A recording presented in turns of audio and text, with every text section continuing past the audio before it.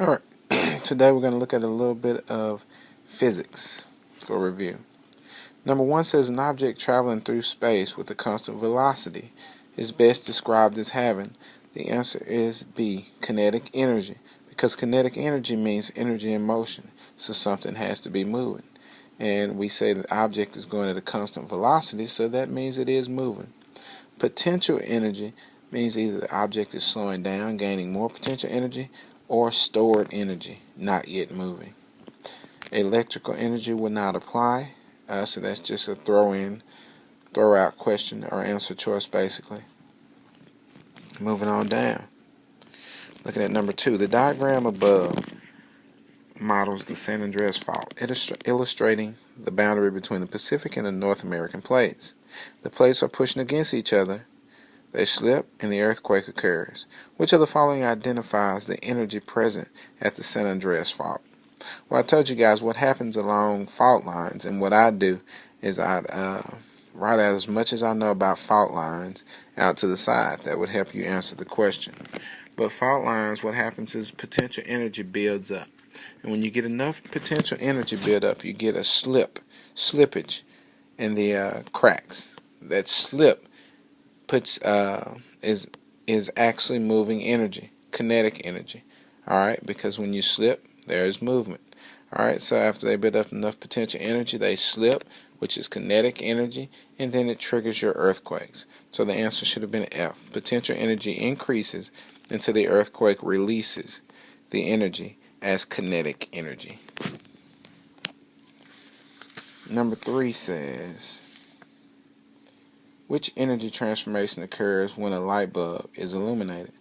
Well, what's going on with a light bulb? You have electricity, you flip on that light switch, and the electricity flows into the sockets that hit the light bulb. So it is electrical to light energy, because your light bulb in turn lights up. Number 4, the diagram below shows the moon orbiting the earth and the earth orbiting the sun. What force is responsible for orbiting motions above? Remember, that is going to be your gravity. Your gravity is holding everything together in the solar system, even though we're slowly expanding outward as time continues to go on, and then some things slip out of the gravitational pull of the larger objects, and then you get your meteors and stuff like that floating through space. But for the most part, your gravity is what holds everything in place. Number 5 says, which of the following situations shows work being done on an object? Well, a teacher lifts a book 10 centimeters. You have a force of the teacher lifting the book, and you have a distance. Remember, your formula for work is force times distance.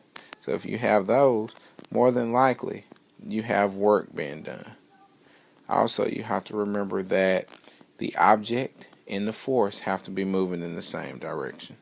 A student holding the football waiting in line during practice is not work being done because there's no distance.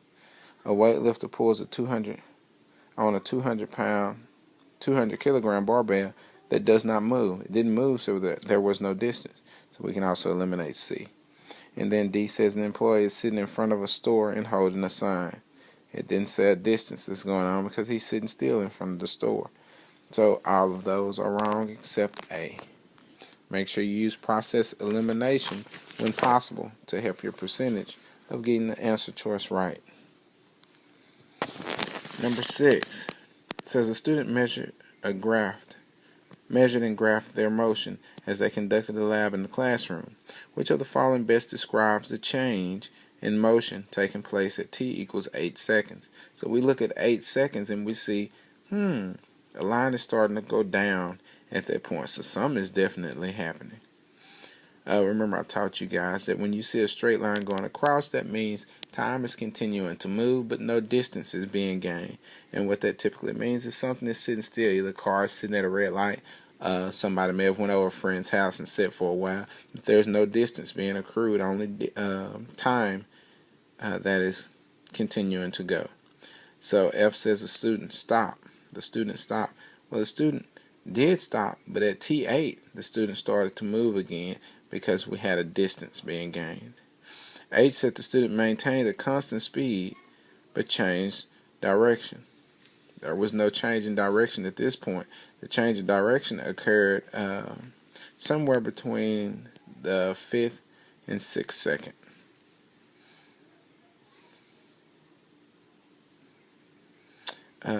Jay says the motion of the student did not change. That was basically just a throw-in question. The motion had to have changed somehow for him to move to begin with. So if you look at the start of the graph, you see it going straight up. That is the person leaving their household. When you see it going across, they've stopped somewhere, maybe a store. When you see it start to go back down on this particular type of graph of a measurement of distance and time, when it starts to go back down, that means they're now starting to return home. Alright, when you got to 6 seconds, they stopped for a couple of seconds, no telling what they were doing. And then you see it starts to go on down back toward the beginning. And so that's going to be a return home. So that's why G is the correct answer. The student started from rest and moved back to the starting point. Number 7 has been tricky for many of y'all for a long time, going back to the physics test we took earlier in the year. It says a wheel cart is moving to the right at a constant speed. Two forces of equal magnitude are acting upon the cart. Which of the following best describes the motion of the cart as a result of the forces? A lot of people picked A, it slows down to a stop, which I can see why you put that, but you have to remember the law that an object at rest will stay at rest until an unbalanced force acts on it. An object in motion is going to stay in motion unless an unbalanced force acts on it. So if these forces are balanced, even though it has that 2 meters per second at the top, that's the rate at which it's moving. Because the forces are balanced, it's going to continue to move because there's no unbalanced force acting on it. Think of this one when you look at it as like the moon orbiting the Earth. Alright, as it orbits, it takes 28 days. Think of the Earth orbiting the sun. It takes 365 days and a quarter. It's like a constant speed going around and around, and that's not going to change because there's no unbalanced force acting on it. The forces are balanced, so it will continue to move. If it was at rest, it would continue to stay at rest unless some unbalanced force acts on it. And since these two forces are balanced, it's going to continue to move at that speed. Number 8, starting from rest at the center of the skating rink, two skaters push off from each other. Which statement best explains why the skaters move in opposite directions? This one was pretty easy. For every action, there's an equal and opposite reaction, which is Newton's third law. Alright, their hands are pushing into each other, which in turn is going to drive their bodies backward. Number 9 says, in the illustration above, two teams are competing to pull the other team across the line. After 5 seconds, the rope has not moved in either direction. Which of the following best describes the forces in this model? The forces are balanced because there is no movement, and the net force is 0 because since they're going in opposite directions, their forces will subtract from each other, which will give you a net force of 0. If their forces were both 10, we know they're equal. 10 minus 10 would be 0. We subtract because they're going in opposite directions. If they were working with each other, in conjunction with each other, going in the same direction, then you would add to get your net force. And for the last page, number 10, a student measures the motion of a football player during an experiment. The student's data from one of the trials is shown below. What is the average speed of this athlete based on the data during the trial? Well, when you take an average speed, you're going to take your total time and your total distance. Remember, that is not going down and adding every number you see, 2 plus 4 plus 6 plus 8 plus 10, to get the total time. The end time at the bottom is your total time, which is 10 seconds. The end distance at the bottom of 60 is your total distance. So you just divide the 60 by the 10, and it gives you G, 6 meters per second. Number 11. Which of the following is the best description of the action-reaction force pair when a rocket lifts off from a launch pad? It's going to be easy. It's going to be the one for every action. There's an equal and opposite reaction. You have the rocket pushing the exhaust out the back, which in turn the exhaust that is being pushed out the back is also pushing the rocket up. So that's going to be C. The rocket pushes the exhaust gases down while the exhaust gases push the rocket up.